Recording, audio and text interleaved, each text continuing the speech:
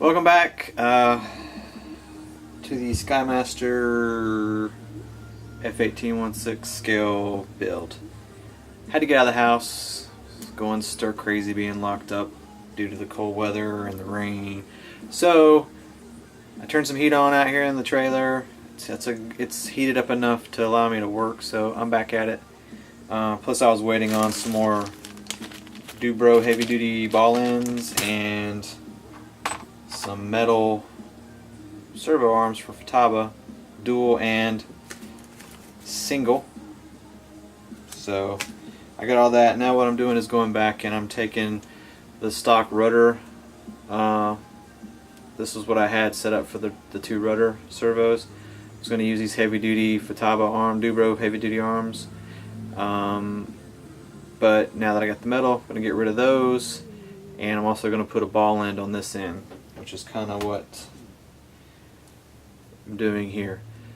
This makes it a lot easier to get this thing in and locked into this shaft for your rudder and your servo head or servo shaft, output shaft, without it binding, because now you've got, instead of just having one pointed swivel, you've got two. So this will make it a lot easier to get in. I had it in the other way, but just didn't. I just don't want to use plastic. Plus, it's, you know, I know this is not your typical type of like light, crappy plastic that would probably melt just from, you know, the radiating heat coming off the forward portion of the turbine. But you know, it gets brittle over time. You never know. The rudders on these actually work kind of, you know, for your takeoffs and for your landings. They kind of toe in. Plus the angle of the rudder, you know, puts a lot of force on the rudder. So I went ahead, you know, they're only like $5. Thanks, Bill. I mean, sorry, Bill. Rob.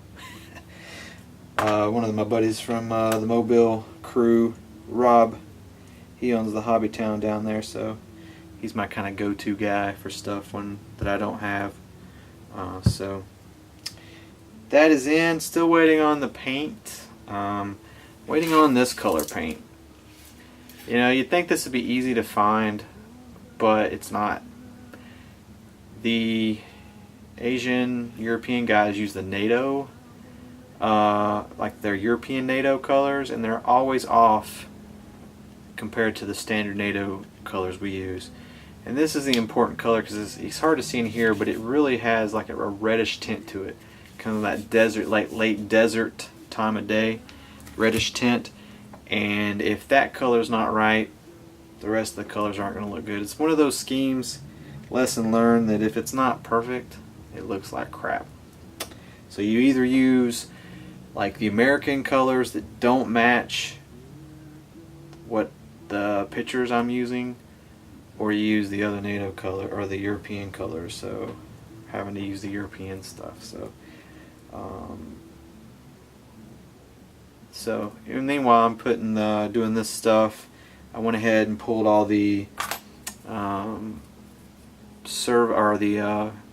the fuselage gear door air cylinders and these mounts.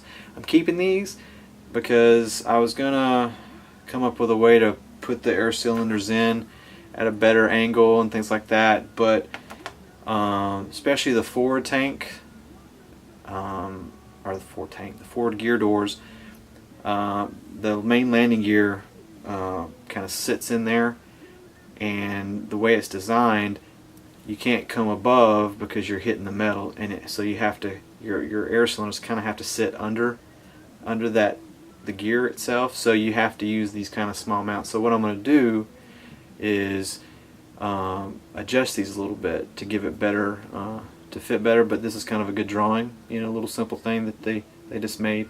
I'm actually going to make some of them a little taller. It'll still have clearance at the base, but it'll kind of give it more of a little bit more of an up angle to kind of work on it a little bit better. So I was just going to get rid of these, but after, luckily I checked.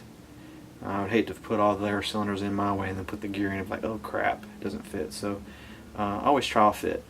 That's what I'm doing here. So keeping these, and you can see there's a couple different sizes. You know, here's a small one, and then this one obviously has got a bigger, you know, height on it. and then you got the one for the main. These were kind of attached to the side of the fuselage going down to the aft outer gear door. And I'm going to use these little guys for those. I'll use these for the ones on the bottom, and then that the nose doors. I'll use these MAP cylinder mounts that they make for their ultra precision. And that's what I'm putting in, is these guys. I went ahead and took the rod end off and using these, getting rid of the stock air cylinders, because I mean they start out, sometimes you'll get some that right off the bat are leaking when you get the jet, and then you can kind of put some CA on the barbs and stuff and get them where they don't leak, but in the long run they all leak. I mean, I pulled all of them out on the Tomcat, I pressure tested them, fixed, and still had an air leak. So I pulled them all out, and now I just, you know, I think next time I won't even bother. Well, I don't know if they'll even sell it to you without the air cylinders put in, but anyway, so that's what I'm doing right now. I went ahead and got these servo arms because I can get a lot closer to center, because I mean you need very little throw on these jets. It's kind of a pain in the ass to use a longer arm, and then you have to cut your servo endpoints down, which kills your resolution and torque. So it's better to go down closer to the center of the servo and try to keep as much throw as possible. Plus it keeps a more even wear pattern in the gear mesh. So what else? That's it. So I'm gonna get these put back together right now and get those reinstalled. That'll be all the servos minus the tail or the nose wheel. I've pulled all that out. I'll show you what yeah.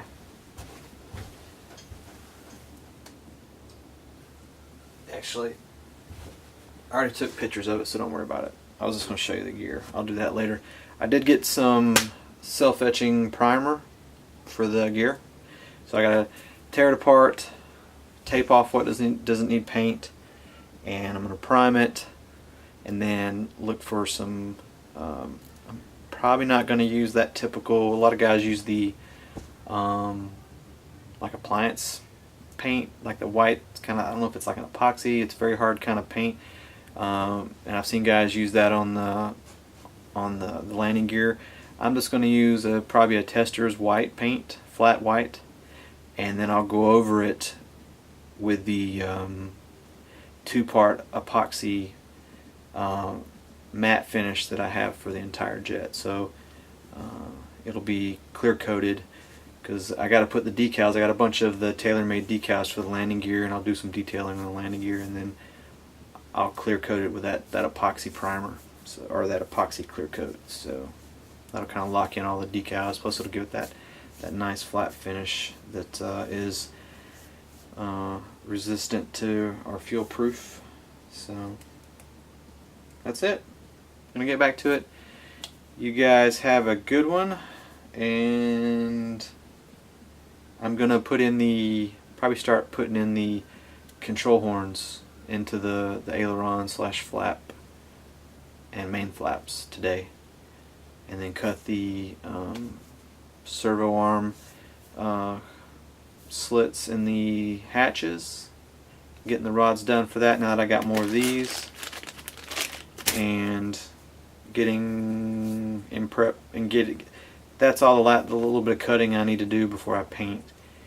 And I'm also going to look over the jet and see if I can find a place to maybe cut a hatch, you know, maybe in the side of the nose or something, where you can kind of open it and you get access to charging or turning things on. Not really required, but just something extra. And yeah, you guys have a good one. So see you next video.